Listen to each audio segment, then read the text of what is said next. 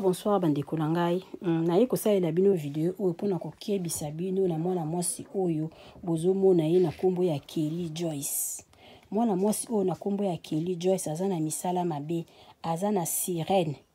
Akendeki kolala na flat na hotel moko boye na Kin. Donc mwana mwasi oyo donc ye na mobali na ye baza bato ya misala mabe na kombo ya Kelly Joyce.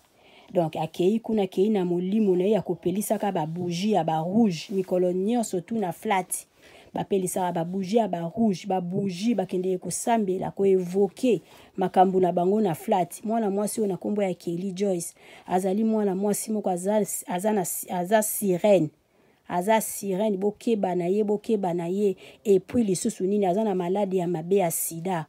Alingi jeune garçon moko boye na veni esika bakendeki na hotel wana, donc apesi mwana mobali wana sida. Kelly Joyce aza na chaîne na ye kombo na ye Kelly Joyce, aza na maladie ya mabe avandaka na Londres. Bomoni ye na mobali na ye bango oyo mibale, mwasi alati chemise à vert, mobali alati chapeau ya rouge.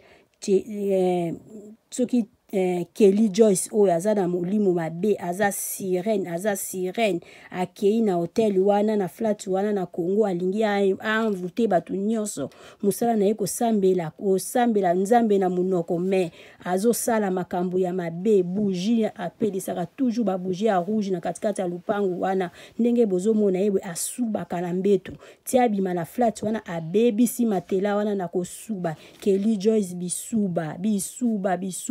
Kelly Joyce aza na molimo ya sirène. Kelly Joyce aza na molimo ya sirène, azotambola na maladie ya sida.